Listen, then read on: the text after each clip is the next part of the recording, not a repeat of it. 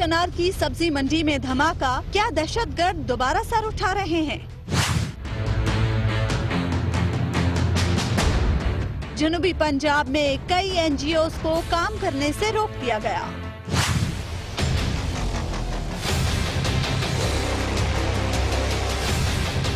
पाकिस्तान नए अमरीकी सदर की तरजीहात में कहां होगा? अस्सलाम वालेकुम नाज़रीन, आप देख रहे हैं प्रोग्राम खबर ये है और मैं हूं आपके साथ उस्मान ओमान। नाज़रीन, दहशतगर्दों ने आज पारा चनार को निशाना बनाया और आज सुबह पारा चनार की सब्जी मंडी में रिमोट कंट्रोल डिवाइस के जरिए धमाका किया गया, जिसके नतीजे में 20 अफराद जाँ बहक हुए हैं। 40 से ज्यादा अफराद जख्मी हैं जो कि इस वक्त अस्पतालों में ज़ेरे इलाज हैं। हारून साहब, आर्मी चीफ ये कहते हैं कि दहशतगर्दों को दोबारा सर नहीं उठाने दिया जाएगा, लेकिन ऐसे एरियाज में दहशतगर्दों को रोकना क्या कोई आसान काम है? नहीं, आसान तो नहीं है, बहरहाल रोकना ही होगा ना। टेररिज्म को इजाजत तो नहीं दी जा सकती। उन्हें यही कहना चाहिए कि नहीं सर उठाने दिया जाएगा और पूरी जद्दोजहद करनी चाहिए, उन्हें भी करनी चाहिए, वफाकी हुकूमत को भी करनी चाहिए, सूबाई हुकूमतों को भी करनी चाहिए, पुलिस को भी करनी चाहिए, मीडिया भी जो अपना रोल प्ले कर सकता है। एक कौम की सर्वाइवल का सवाल है, उसके लिए जो भी हो सके हर एक को करना चाहिए, जिसके होशो हवास सलामत है, जो जिंदगी चाहता है, जो अमन और सुकून चाहता है। जुनूनियों और पागलों के सिवा कोई इस पे सब्र तो नहीं कर सकता। तमाम वसाइल के रियासत के वसाइल में, सोच विचार में, थिंकिंग में, प्लानिंग में ये नंबर 1 तरजीह होनी चाहिए। किसी तरह का टेररिस्ट हो, वो मजहबी हो, लिसानी हो, ग्रोही हो, जो इंसानों को कत्ल करता है, कानून हाथ में लेता है, फसाद फैलाता है, उसका खात्मा सबसे ज्यादा जरूरी है। ये पहले भी एक बार मैंने शायद कहा था कि अमीर मुआविया ने जब वो किस्सा खत्म हो गया, जनाब इमाम हसन ने एक अजीम शान इसार की मिसाल कायम की और दस्तबरदार हो गया, तो पहला काम जो उन्होंने किया था वो पुलिस की इस्लाह का था। पुलिस को रीऑर्गेनाइज किया। अमन के बगैर कोई हुकूमत नहीं चल सकती। और जल्दी वो जो है वो यानी वो सारा जो फितना फैल रहा था वो खत्म हो गया। वरना वो 1000 साल जब मुसलमान दुनिया में रहे ताकतवर तो वो नहीं रह सकते थे। गुजारे ये है कि पाड़ा चिनार तो उनका टारगेट है। 4-5 साल तो सड़कें बंद रही क्योंकि दूसरे मकतबे फिक्र के लोग रहते हैं, वो उनका हदफ है और वही सबसे ज्यादा उनकी नफरत का हदफ है। सवाल ये पैदा होता है कि भाई इख्तलाफात तो हमेशा से चले आते हैं और बाज इख्तलाफात कोई ऐसे होते हैं जिसमें कोई एतराज की बात नहीं, बहस मुबाहिसे की बात होती है। 4-5 साल उनका रास्ता बंद किए रखा, वो अफगानिस्तान के रास्ते पाकिस्तान आते थे। तो ये निस्बतन साफ टारगेट है जिसके लिए मोटिवेट किया जा सकता है लोगों को, मगर वो रेलेवेंट अब नहीं होंगे। इस तरह के वाकयात हो सकते हैं और भी वाकयात हो सकते हैं। मतलब इंडिया भी चूंकि पसपा है, बलूचिस्तान में, कराची में साजिश उसकी बिल्कुल बाशगाफ हो गई और उस पर कार्रवाई हर जगह ठीक तरह से हो रही है। लिहाजा इस तरह के आम लोगों को टारगेट करने के वाकयात तो अभी जारी रहेंगे। और बहुत आला जो अस्करी ज़राए हैं, नाम लेने से उन्होंने मुझे मना किया। उन्होंने कहा हमने मैसेज भेजा है उन्हें, उनसे कहा है कि इस तरह की हरकतें न करें, इस तरह अमन नहीं हो सकता। हम आपको मौका दे रहे हैं हमने बहाल करने का और नरमी इख्तियार करें। आपको पता है कि एक इंडियन फौजी जो है वो आज आ गया था पाकिस्तान में। बिल्कुल। क्या उसका नाम था? चंदूलाल। और उसे वापस भेजा गया, उसका कायल किया गया कि तुम अपने वतन वापस जाओ। पाकिस्तान का रवैया ये है और इंडिया का और उसके जेर असर टेररिस्टों का रवैया ये है। इसका नतीजा अच्छा नहीं निकलेगा उनके हक में। हबीब साहब, कुरम एजेंसी को 3 अतराफ से ड्यूरेंट लाइन ने घेर रखा है, यानी हमारी 3 अतराफ कुरम एजेंसी की अफगानिस्तान से लगती हैं। तो ऐसे में सिक्योरिटी मसाइल पर कैसे काबू पाया जा सकता है, क्या रह सकते हैं? क्योंकि ताजिरों का ये कहना है कि सब्जी मंडी में जो सामान आता है उसको वो जो कुत्ते सूंघ कर उसको चेक करते हैं वो नहीं इजाजत दे सकते क्योंकि खाने पीने की चीजें। एक तो नेचुरली एक तो उसकी जो जोग्राफियाई लोकेशन है वो भी इस तरह की पेचीदा है कि वहां पर आप बहुत बड़ा जो बॉर्डर कंट्रोल सिस्टम है वो अगर आपको चाहिए होगा, आम जराए से आप उसको कंट्रोल नहीं कर सकते क्योंकि एक तो मुश्किल रास्ते हैं सारे के सारे। तो वहां पर आपको कोई इलेक्ट्रॉनिक सिस्टम या इलेक्ट्रॉनिक सर्विलेंस या इस तरह का कोई और काम करना होगा। वो तो जाहिर है आहिस्ता आहिस्ता होता रहता है। और फंड्स कहां से आएंगे? फंड्स तो आ ही जाते हैं। देखिए, ये जब फंड्स इस तरह के कामों के लिए तो फिर आपको पेट काट के भी रखना पड़ता है ना, पेट काट के भी आपको फंड्स अरेंज करने पड़ते हैं। इसमें पारा चनार में जो सबसे बड़ा मसला एक तो वो है जैसे मसलकी, दूसरा ये है कि पाकिस्तान को इस वक्त जो पाकिस्तान के अंदर ये जो मसलकी खलीजें हैं इनको पाटने की बजाय इनको गहरा करने की साजिश हो रही है। पाटने की कोशिश करने वाली हुकूमत है और दूसरे लोग हैं जो हमारे लोग हैं, لیکن ان کو گہرا کرنے والے جو ہے وہ افغانستان میں بیٹھے ہیں یا وہ انڈیا کے پیسوں پر یا کسی اور کے پیسوں پر وہ پلتے ہیں اور پاکستان کے اندر آ کر کارروائی کرتے ہیں. آپ کو یاد ہوگا پہلے پروگرام ایک چند پروگرام پہلے ہارون صاحب نے بتایا بھی تھا کہ جو افغانستان کے کچھ علاقے ہیں جہاں پر باقاعدہ یہ لوگ موجود ہیں اور اسی طرح ہمارے اندر بھی ایسے لوگ موجود ہیں جو جن کی بقا اس میں ہے کہ پاکستان کے اندر یہ فساد پھیلتا رہے اور اس فساد کو روکنے کی جب بھی ہم کوشش کرتے ہیں تو آپ دیکھتے ہیں کہ اس کا کہیں اور اثرات نظر آتے ہیں. تو اس فساد کو تو ہر صورت میں کوئی شخص اس طرح کی اگر بات بھی کرتا ہے تو اس کو تو پکڑا جانا چاہیے اور اس کے قانون کے مطابق سخت سے سخت اسے سزا دینی چاہیے. تیسری بات اس میں یہ ہے کہ دیکھیں کچھ لوگ ہیں، متعین لوگ ہیں اور متعین تنظیمیں ہیں جو افغانستان میں بیٹھ کے کام کر رہی ہیں اور میری جو معلومات ہیں ان میں چند ایک لوگ ایسے پاکستان کے جیلوں کے اندر بھی بیٹھے ہوئے ہیں ہمارے قانونی نظام کی کمزوری کی وجہ سے، جو جیل کے اندر بیٹھ کے بھی اس طرح کی پلاننگ کرتے ہیں اور ایگزیکیوٹ کرتے ہیں. مجھے اس طرح کی ایک پلاننگ کے بارے میں جب وہ پکڑی گئی تو مجھے معلوم ہوا کہ پیسوں کا ٹرانسفر جو تھا وہ پاکستان کے اندر ایک جیل کے ذریعے ہوا. یعنی پیسے پہلے جیل میں آئے، پھر جیل کے اندر بیٹھے شخص نے کسی دوسرے شخص کو فارورڈ کیے جس نے آ کے پھر پاکستان میں تخریب کاری اور دہشت گردی کی کارروائی کی. تو سہولت کاروں پر بھی ہاتھ ڈالنا دیکھیں ہمیں اپنا پورے کا پورا سسٹم جو ہے نا اس کو گیئر کرنا ہے ٹورڈز اگینسٹ یہ جو ہے ٹیررزم. انڈیا اس میں اتنا سیریس ہے کہ سوات میں ایک جگہ پہ شک ہوا، کچھ لوگ پکڑے گئے، بڑی بڑی ان کی داڑیاں تھیں، مارے گئے اور وہ آپریشن کے دوران مارے گئے اور وہ اللہ اکبر کے نعرے لگا رہے تھے. جب مگر وہ مارے گئے ان کی تلاشی لی گئی اور جانچا گیا تو پتہ چلا وہ مسلمان ہی نہیں ہیں، وہ سکھ اور ہندو تھے اور وہ انڈین آرمی کے لوگ تھے. مجھے حیرت ہے کہ اس وقت کیوں نہیں اس کو وہ کسی نہ کسی طرح اجاگر کیا گیا دنیا میں. ایک یہ ہماری بڑی ویکنس ہے، یعنی ہمارے خلاف سازش ہوتی ہے اور پراپیگنڈا بھی ہمارے خلاف ہوتا ہے، ہم ڈٹ کے بات نہیں کرتے. اور یہ تو صرف فوج کا کام نہیں ہے، فوج کو بھی کرنا چاہیے، یہ ہر ایک کا کام ہے، انہیں بھی کرنا چاہیے، اس میں کوئی تفریق نہیں ہے.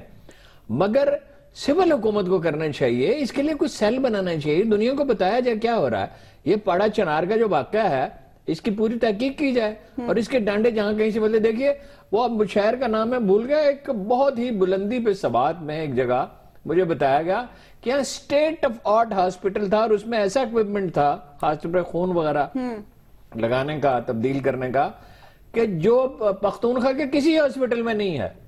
اچھا تو ان کے پاس اتنا پیسہ اور اتنی مہارت آپ نے ہاسپٹل کی بات کی، پاڑا چنار میں جو زخمی ہوئے ان کو ہاسپٹلز میں لے جایا گیا، وہاں پر مناسب طبی سہولیات نہیں تھی، ڈاکٹرز کی کمی تھی. تو ان علاقوں میں ہمیں انفراسٹرکچر کو بھی بہتر بنانے کی ضرورت ہے. دیکھیے جہاں اس طرح کی چیزیں ہیں، خطرہ ہے ٹیررزم کا بلوچستان کے بارڈر پہ، وہاں چھوٹے ایسے ہاسپٹل ضرور بننے چاہیے، اس لیے کہ انڈیا اس سے بعد آنے والا تو نہیں ہے. اگر کسی کا خیال یہ کہ اجیت دوول کا دل بدل جائے گا، اپنا جو بہترین آدمی تھا ہم نے اس سے مذاکرات پہ لگایا، جنرل جنجوعہ کو، اور جنجوعہ نے اسے بہت انہوں نے منع کیا ہوئے، تفصیلات نہیں بتا سکتے، بہت ہی مناسب طریقے سے اس سے گفتگو کی اور بہت اسے یعنی ایسی پیشکش کی جو ان کے لیے قابل قبول ہونی چاہیے تھی.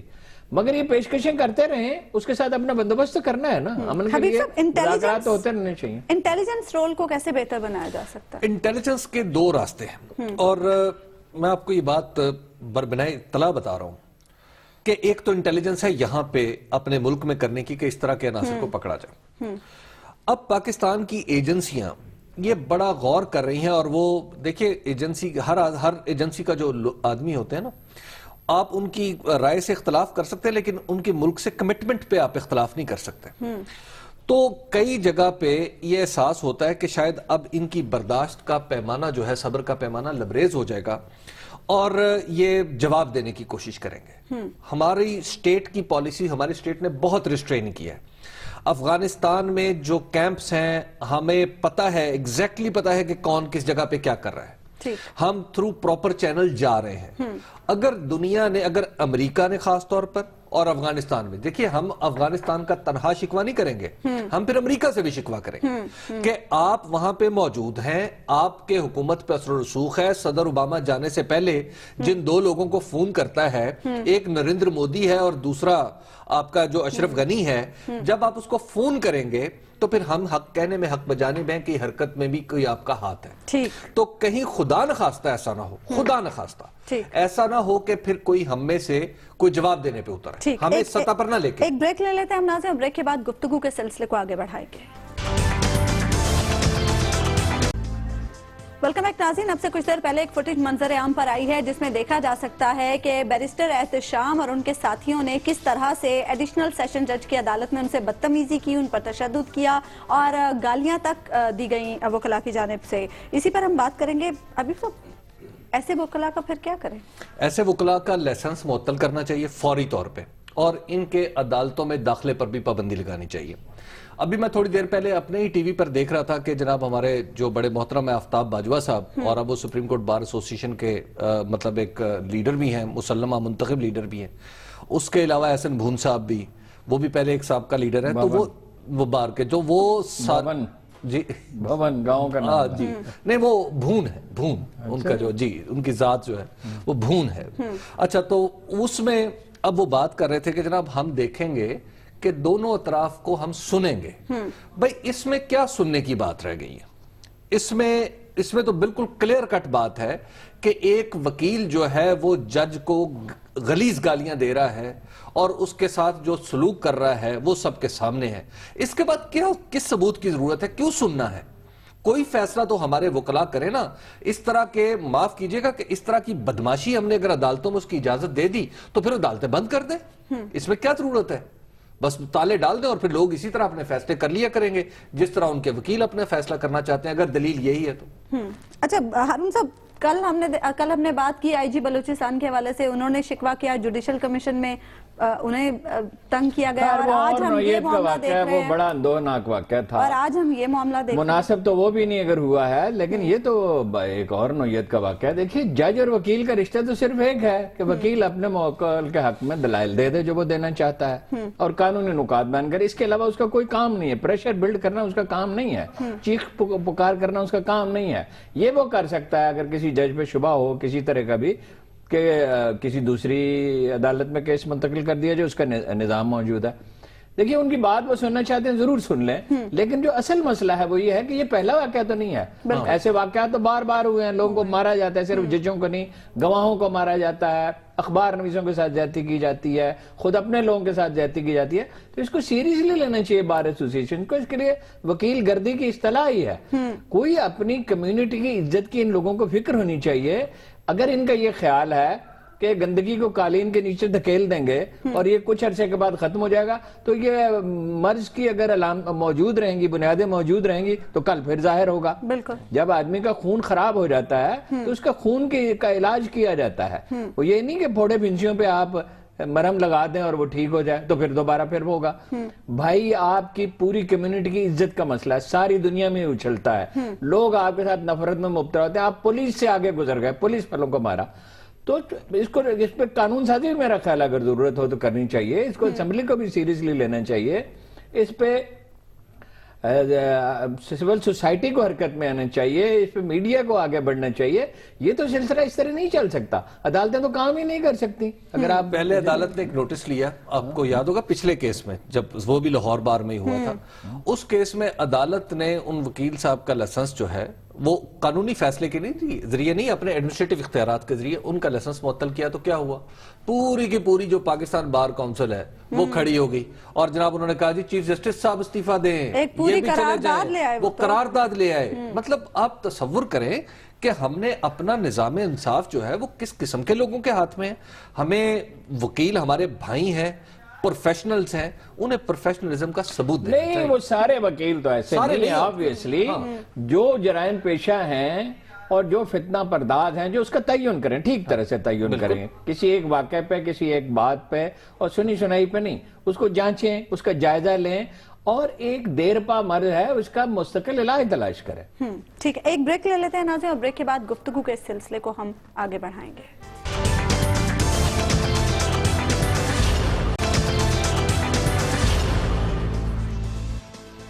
ویلکم بیک ناظرین. ملک دشمن سرگرمیوں پر وزارت داخلہ نے جنوبی پنجاب میں کام کرنے والی کئی این جی اوز کو اپنے دفاتر بند کرنے کا حکم دے دیا ہے. ہارون صاحب, ایک بات سمجھ میں نہیں آتی، یہ غیر ملکی این جی اوز جنوبی پنجاب پہ اتنا فوکس کیوں رکھتی ہیں اور کہا جاتا ہے کہ کروڑوں روپے خرچ کرتی ہیں لیکن کوئی آؤٹ پٹ تو ہمیں نظر نہیں آتا؟ نہیں، آؤٹ پٹ کیا نظر آئے گا؟ وہ کوئی بہتری کے لیے تھوڑی کام کر رہی ہیں. دو طرح کے این جی اوز ہیں. ایک تو دیکھیں نا، ہماری لوکل این جی او اخوت کو بھی ہم این جی او ہی کہیں گے نا. تو جس نے کہ کچھ 16 لاکھ لوگوں کو بغیر سود کے قرضے دیے ہیں. عیدی فاؤنڈیشن بھی این جی او ہی ہے. پھر یہ ایسی این جی اوز ہیں جو لوکل سطح پہ مقامی طور پہ کام کرتی ہیں، وسائل بھی یہاں سے جمع کرتی ہیں، بہت چھوٹی سی ہیں. بہت کنٹریبیوشن ہے. سوات میں جو تحریک انصاف کی ایم این اے ہیں، انہوں نے بڑا کام کیا ہے خواتین کے لیے وہاں پہ سلائی کڑھائی کا. ہزاروں ہیں، سینکڑوں ہیں، بہت سارے. یہ فارن فنڈڈ ہیں. یہ کرتے ہیں فوج کے خلاف پروپیگنڈا. بنیادی ٹارگٹ ان کا اسلام کے خلاف بھی کرتے ہیں، مذہب کے خلاف بھی کرتے ہیں. یہ جو ابھی لوگ جو غائب ہوئے ہیں، ان کا بھی مسئلہ یہی تھا. اگرچہ وہ غائب کرنے کے تو کوئی بھی حق میں نہیں ہے. اسلام کے خلاف بات کرتے ہیں، بنیادی عقائد کے خلاف بات کرتے ہیں، کنفیوژن اور فرسٹریشن پھیلاتے ہیں. دیکھیے وہ جو صاحب ہیں عیہ رحمان، جن کا رائٹر نے انٹرویو کیا، یہ اتنا اہم مسئلہ ہے کہ رائٹر نے انٹرویو کیا ہے ان کا. اور وہ انہوں نے کیا لکھا تھا؟ انہوں نے ڈان میں لکھا تھا کہ مسلمان اول دن سے، ذرا اول دن پہ غور فرمائیں، علم دشمن ہے. اور اسکندریہ میں ایک لائبریری چلا دی تھی حضرت عمر کے زمانے میں.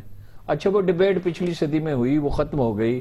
مولانا شبلی نعمانی نے اس کا جواب لکھا کہ ایک پادری تھا کہ اس نے افواہ پھیلائی تھی، اس کی تاریخ میں کہیں کوئی تذکرہ ہی نہیں، کوئی شہادت نہیں. وہ لائبریری کیوں جلاتے؟ اور جلاتے تو اس کا پتہ 1300 برس کے بعد چلتا ہے ایک پادری کو، جو کہ اسلام کے خلاف پروپیگنڈا کرنے کے لیے مشہور ہے. اس کو کوٹ کر کے انہوں نے لکھ دیا. اس کا حوالہ دیا یا نہیں دیا مجھے یاد نہیں، لکھ دیا.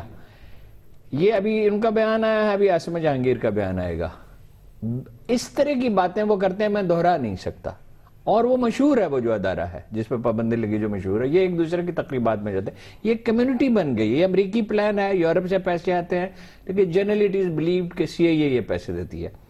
بات یہ ہے کہ اور بھی زیادہ سختی کی جانی چاہیے جو غلط کام کرے، اور جو ٹھیک کام کر رہا ہے اس کو پورا موقع دیا جانا چاہیے. بات شک کی بنیاد پہ کسی کے خلاف کارروائی نہیں ہونی چاہیے قطعاً.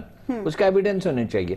اور وزارت داخلہ نے پابندی لگائی، فوج نے لگائی. ان کو وارننگ دی جا رہی تھی، ان سے کہا گیا تھا ڈپٹی کمشنر سے اجازت لے کے فنکشن کریں، اس کے بغیر نہ کریں. پھر یہ جو بینر لگاتے ہیں اس میں لکھا جانا چاہیے کہ فنڈنگ جو ہے وہ اسکینڈینیویا کے فلاں ملک سے آئی، ڈنمارک سے آئی ہے، سویڈن سے آئی ہے، یا برطانیہ سے آئی ہے، یا امریکہ سے آئی ہے. بالکل روس میں تو اس پہ پابندی ہے. تو اس طرح کھلی چھٹی تو ان کو نہیں دی جا سکتی. حبیب صاحب، کچھ عرصہ پہلے بھی ہم نے دیکھا تھا کہ وزارت داخلہ نے پابندی لگائی تھی کچھ این جی اوز پہ، لیکن اس کے بعد انہوں نے پھر سے کام کرنا شروع کر دیا. ایک تو آپ کو یاد ہوگا یہ نیشنل ایکشن پلان کا حصہ ہے کہ این جی اوز کو آڈٹ کیا جائے اور ملک میں کام کرنے والی ساری جو ہیں تنظیمیں، مدارس اور این جی اوز پہ بہت بحث بھی چلی این جی اوز پہ بڑی بحث بھی ہوئی کہ این جی اوز کو خاص طور پر روکا جائے.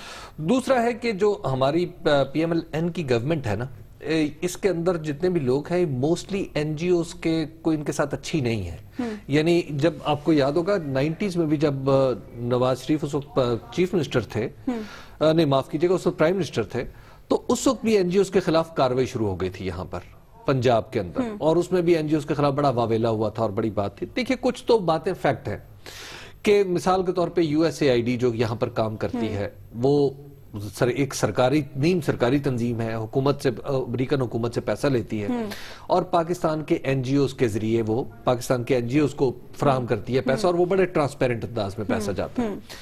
اچھا، اور وہ معاملات میں، دوسرے معاملات میں مدد بھی کرتی ہے. اس کا اصل جو معاملہ خراب ہوا وہ ہوا تھا 2009 سے لے کے 2012 کے درمیان. جب کیری لوگر بل آیا تو وہ ایک بڑا بل تھا، تقریباً $7 ارب تھے اس میں، اور اس میں کہا گیا کہ جتنا سول حکومت کو پیسہ جائے گا اس کا 1/3 جو ہوگا وہ این جی اوز کے ذریعے جائے گا. اور اس کے لیے U S A I D اور مختلف جو این جی اوز تھیں ان کو سلیکٹ کیا گیا. میں جناب اس وقت قطع کلام وزیر اعظم یوسف رضا گیلانی سے ملا تھا ان کی خواہش پہ، اور وہ اس پہ سخت پریشان تھے. تو اب وہ اس میں چونکہ انہوں نے پیسہ، حکومت کے حالات کچھ زیادہ اچھے نہیں تھے معاشی پاکستان کے، تو پاکستان نے وہ پیسہ ایکسپٹ کر لیا. اس کے بعد پھر جب وہ یہ شرائط کے ساتھ پیسہ آیا تو وہ پیسہ پچھلے کچھ عرصے میں فوکس ہونے لگا خاص طور پر جنوبی پنجاب میں. آپ کو یاد ہوگا کہ جنوبی پنجاب کے بارے میں ہی مختلف ہمارے جو دشمن ہیں وہ آواز اٹھاتے رہے، اور خود پاکستان کے اندر بھی جو پولیٹیکل پارٹیز تھیں اس پروپیگنڈے کا شکار ہو گئی کہ جناب جنوبی پنجاب میں تو بڑی انڈسٹریاں ہیں، یہ ہے وہ ہے. حالانکہ میں خود جنوبی پنجاب میں بہت گھومتا ہوں، جاتا آتا رہتا ہوں، وہاں پہ کوئی ایسی کوئی پریشانی مجھے تو کبھی نہیں ہوئی دن رات کو سفر کرتے ہوئے. اچھا دوسرا لیکن جنوبی حصہ پنجاب میں آپریشن کیوں کیے جاتے ہیں دیکھیں دہشت گردوں اور آپریشن ان کے تو سہولت آئی بی اوز کاروں کے ہوتے ہیں، لیے؟ وہ تو ہر جگہ لاہور میں بھی ہوتے ہیں اور دنیا میں ہر جگہ ہر ملک کے ہر لیکن یہ شہر میں کہا ہوتے جاتا ہے کہ وہاں ان کی محفوظ پناہگاہیں ہیں۔ جنوبی پنجاب ٹارگٹ ہے نا جی، سندھ اور پختونخوا کے بعد بلوچستان کے بعد، بھائی یہاں سے انتشار پھیلے گا تو پھر وسطی پنجاب میں آنے کی کوشش کریں گے۔ آپ اس کی ایک خاص وجہ کو سمجھیں، وہ یہ ہے کہ جو انڈین ڈاکٹرائن ہے نا، جسے کولڈ سٹارٹ ڈاکٹرائن کہتے ہیں، اس میں جنوبی پنجاب کی ایک خاص اہمیت ہے، اسی لیے ہمارا جو آفینس ہے ہم نے بھی وہیں پہ رکھا ہوا ہے، اس کی ایک اسٹریٹجک اہمیت ہے۔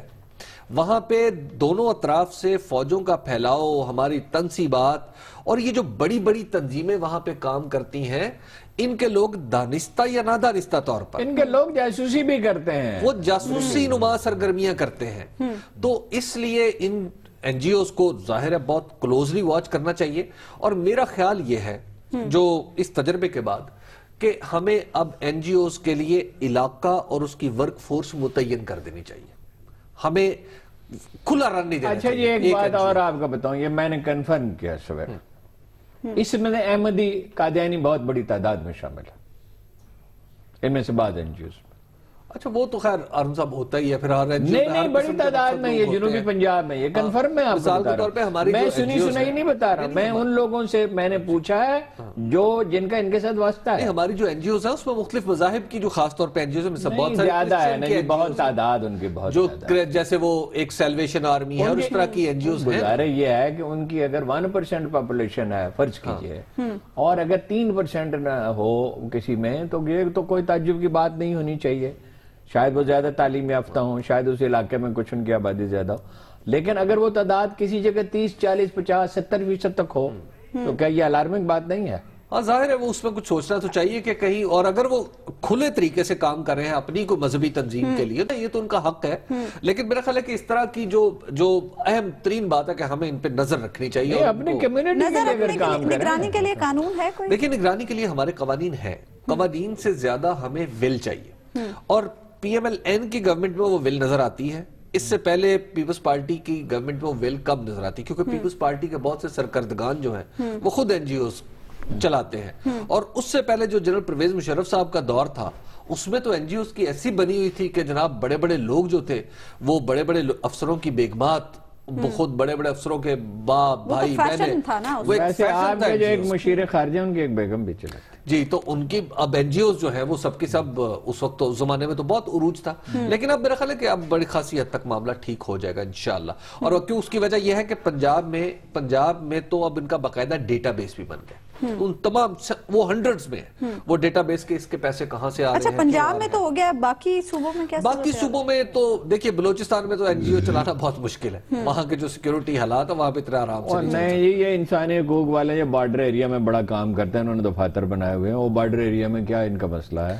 کیا نہیں اتنی بڑی تعداد میں لوگ رکھنے کی ضرورت ہے؟ لیکن ہمارے ہاں انسانی حقوق کی صورتحال بھی بہت اچھی نہیں ہے، ہمیں کچھ اس طرح کی ہر این جی اوز کو میرا خیال ہے ہمیں مگر ان کو انسانی حقوق سے کیا دلچسپی ہے؟ یہ کبھی کشمیر پہ بولتے ہیں، کبھی واقعی جہاں انسانی حقوق مجروح ہو رہے ہیں اس وقت تو یہ خاموش ہو جاتے ہیں، اس وقت تو نہیں بولتے۔ انسانی حقوق جو ہے یہ تو غیر ملکیوں کے لیے ان میں سے بات کام کرتے ہیں۔ کرنل ریٹائر شجاع خانزادہ مرحوم نے بھی کافی کام کیا ہے۔ دیکھیں انہوں نے کام کیا تھا، لیکن دیکھیں کام کرنے کے ایک تو یہ ہے کہ این جی اوز کو آپ نے پوائنٹ بلینک یہ نہیں کرنا کہ جناب سارے کے ساری غلط ہے، ایسا بھی نہیں، اور ساری کی ساری ٹھیک بھی نہیں ہے۔ جس طرح سارے کے سارے مدارس جو ہیں وہ غلط نہیں ہیں، ان میں سے ایک آدھ کو خراب بھی ہوگا، تو دیکھیے وہاں پہ آپ وہاں تک محدود رہیں۔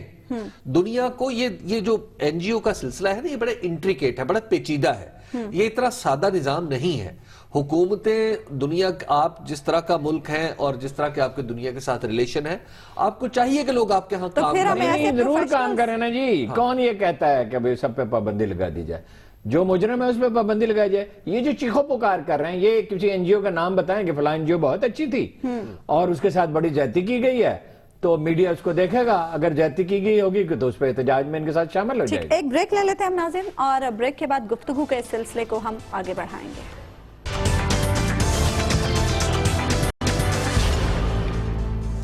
वेलकम बैक नाज़रीन। डोनाल्ड ट्रंप 20 जनवरी 2017 को अमेरिका के 45वें सदर की हैसियत से अपने ओहदे का हलफ उठाकर व्हाइट हाउस के नए मकीन बन गए हैं और अपने पहले ही सदारती खिताब में उनका ये कहना था कि इस्लामी इंतहा पसंदी को ख़त्म करके रहेंगे और इसके लिए हम किसी भी हद तक जाएंगे। हारून साहब, अपने इंतखाबी मुहिम में भी उन्होंने बार बार पाकिस्तान में शिद्दत पसंदी के हवाले से बड़े सख्त बयानात दिए थे और अब एक मरतबा फिर से उन्होंने इस्लामी इंतहा पसंदी की टर्म इस्तेमाल की है। इसे हम क्या समझें?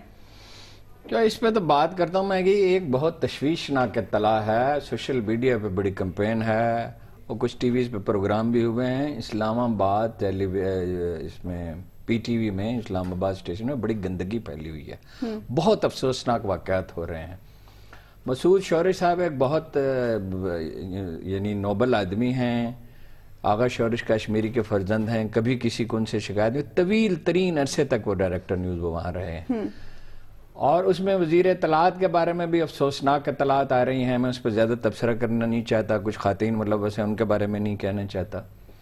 वज़ीर आज़म साहब से हम ये कहते हैं कि उनके मोतमद नायबीन वहाँ मौजूद हैं, अताउल्ला कासमी साहब हैं और खुर्शीद नदीम हैं, उनको बुला के पूछें कि वहाँ क्या हो रहा है। वहाँ प्रोड्यूसरों ने लिख के दिया है कि बड़ी ज्यादती हो रही है और बड़ा जुल्म हो रहा है। इंक्वायरी कमेटी जो है उसका भी रुझान यही है, मगर उसमें साजिशें हो रही हैं और ये ऐसी सूरत हाल पैदा हो जाएगी कि हुकूमत को इस पर बहुत पछताना पड़ेगा। बेहतर है कि वो अपना अंदर का मामला खुद अंदर ही हल करे, बाहर करने के बजाय। देखिए, डोनाल्ड ट्रंप का मामला ये है कि एक मुहावरा है उर्दू का कि अपने दीवाने खुद ही संभालने पड़ते हैं, खुद ही खिलाने पड़ते हैं। तो वो तो अमेरिकियों को ही संभालना पड़ेगा, मुसलमानों के इस पे जज्बाती नहीं होने चाहिए। अच्छा, ये अभी तो जो कुछ वो कह रहा है ना जी, इसमें तो बड़े तजादात हैं कि जनाब दुनिया में हम नए अलायंसेस बनाएंगे और ये करेंगे और हालात ठीक करेंगे और हम डिफेंस का किसी का बोझ नहीं उठाएंगे और दोस्त भी बनाएंगे और टेररिज्म भी खत्म करेंगे और बजट भी कम कर देंगे और अमेरिका अमेरिकियों के लिए होगा और अमेरिकी जो अमेरिकी चीजें खरीदें। तो चीन में इन्वेस्टमेंट किसकी है? चीन में तो इन्वेस्टमेंट अमेरिकियों की है सबसे ज्यादा और $500 बिलियन चीनियों ने खरीद रखे हैं और अगर वो $500 बिलियन मार्केट में डाल दें तो डॉलर का रेट क्या रहेगा? और इंडिया की मसनूआत अगर वो नहीं खरीदेंगे तो इंडिया उनका स्ट्रेटेजिक अलायंस कैसे करेगा?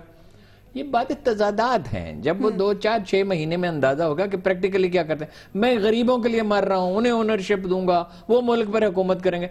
जितने आपने अहम ओहदे दिए हैं, किसी के $1 बिलियन एसेट्स हैं, किसी के $1.25 बिलियन हैं, एक के 2.5 हैं, एक के $4.25 बिलियन भी हैं। इनके जरिए गरीबों के आप मसाइल हल करेंगे। ये दीवाना सा आदमी है। ये ह्यूब्रस पैदा होती है, जब ताकत होती है ना, घमंड पैदा होता है इंडिविजुअल में भी, कौमों में भी। तो ये खुद भुगतेंगे। ये जो कुछ वो कह रहे हैं इस पे अमल दरामद मुमकिन नहीं है। और देखिए, वो कह रहे हैं इस्लामिक टेररिज्म। इस्लामिक टेररिज्म क्या होता है? चंद साल पहले तक खुदकुश हमलों के 52% वाकयात श्रीलंका में होते थे, तो वो मुसलमान थे। इंडिया के प्राइम मिनिस्टर को मार डाला गया, वो मुसलमान था जिसने मार डाला था। गांधी को भी जिसने कत्ल किया था वो मुसलमान था। वैसे आप ट्रंप की बात पे तो बड़ी परेशानी हो रही है। आपके तो दस्तूर में लिखा गया था ना, जब फौजी अदालतें बनाई गई थी, कि जो मजहबी दहशतगर्दी है इसके लिए हम अदालतें बनाएंगे। मजहबी दहशतगर्दी में से वो लोग जो बाजारों में, मार्केटों में, मसाजिद में बम चलाते थे, चर्च में जिन्होंने चलाया, उन लोगों का जिक्र था। उससे मुराद ये तो नहीं है कि भाई जो कराची में जो कार्रवाई हुई तो उसमें दूसरे लोगों के खिलाफ नहीं हुई, बलूचिस्तान में नहीं हुई उन टेररिस्टों के खिलाफ। वो तो एक खास नौयत है कि अल्लाह रसूल का नाम लेके अगर कोई टेररिज्म करता है तो वो तो इंतहाई शक्ल है। अच्छा, लेकिन टेररिस्ट तो सारी दुनिया में, अमेरिकियों ने टेररिज्म नहीं किया है, 5 करोड़ रेड इंडियन नहीं मारे हैं, 1 मिनट स्टालिन ने टेररिज्म नहीं किया है, माओ ने 1 करोड़ आदमी नहीं मारे हैं, दूसरी जंग अजीम में नहीं मरे हैं, पहली जंग अजीम में नहीं मरे हैं, आबादियों की आबादियां तबाह नहीं कर दी गई, साइबेरिया में किसने आबादी शिफ्ट कर दी गई, चीचनिया की पूरी आबादी शिफ्ट कर दी गई थी। तो ये इसमें इस्लाम और गैर इस्लाम का, एक इस्लामी कातिल होता है, गैर इस्लामी कातिल होता है, एक इस्लामी दस्तूर में भी ये लिख दिया था। दस्तूर में हमने लिख दिया, हमने वो एक खास अदालतें बनाई खास अरसे के लिए कुछ लोगों के लिए। हबीब साहब, खित्ते में इस वक्त पाकिस्तान की जो पोजीशन है, उसके बाद आपको क्या लगता है अमरीकी तरजीहात में पाकिस्तान कहाँ होगा? मुझे लगता है कि जैसे जो सदर ट्रंप है ना, वो बुनियादी तौर पे एक अछूता सा तजर्बा है डेमोक्रेसी का, और वो आए हैं और वो एक एंटी स्टैब्लिशमेंट उनकी अप्रोच है और दुनिया भर में ये अप्रोच बड़ी मकबूल हो रही है। तो मुझे लगता है कि बहुत सारे काम प्रोबेबली वो कर ना पाए लेकिन उन्हें शुरू जरूर कर देंगे। मिसाल के तौर पे जब वो कहते हैं कि मैं पाकिस्तान और इंडिया के दरमियान कोई मसालियत की कोशिश करूंगा, تو اگر وہ ایسا نہ کر پائیں، حقیقت پسندی تو یہی ہے کہ ہم کچھ زیادہ توقع نہ رکھیں، لیکن بہرحال اتنی توقع ضرور کی جا سکتی ہے کہ امریکا کی اس خطے کے بارے میں اپروچ میں کہیں بیلنس پیدا ہوگا۔ دوسرا افغانستان کے بارے میں دیکھیں، وہ جو ٹرمپ نے اب تک اپنی تقریر کی ہے اس میں انہوں نے کہا، یہ بنیادی بات یہ ہے کہ انہوں نے کہا کہ میں معاملات کو انٹرنیشنلائز نہیں کروں گا، امریکنائز کروں گا، میں امریکن کی آنکھ سے دیکھوں گا۔ تو اس کا مطلب جو مجھے سمجھ میں آ رہا ہے، جو ان کی ترجیحات ہیں وہ ریپبلکن پارٹی کی کے ماضی سے بالکل ہٹی ہوئی ہیں۔ وہ مجھے یوں لگتا ہے کہ جیسے افغانستان بھی پرابلی امریکن میپ کے اوپر، اس کی پالیسی میپ کے اوپر اتنا امپورٹنٹ نہ رہے جتنا امپورٹنٹ وہ صدر اوباما کے دور میں، ان سے پہلے صدر بش کے دور میں رہا۔ نہیں، وہ تو کہتے ہیں ڈٹ کے اسرائیل کی حمایت کریں گے یار جی، تو جب وہ ڈٹ کے اسرائیل کی حمایت کریں گے تو وہ اہم رہے گا یا نہیں رہے گا؟ اچھا ہارون صاحب، ان کی جو حمایت ہے اب ایکچولی امریکنائزڈ ہے نا، امریکہ کے اندر چونکہ اسرائیل کی حمایت بہت زیادہ موجود ہے، اس لیے اس کو ایکسپریس کر رہے ہیں۔ جناب افغانستان، پاکستان وہاں پہ میٹر نہیں کرتے، اس لیے وہ اس کی بات بھی نہیں کرتے۔ جناب والا 40% انڈورسمنٹ ریٹ کے ساتھ اب وہ صدارت کا آغاز کر رہے ہیں، جو ریکارڈڈ امریکن ہسٹری میں سب سے کم ہے۔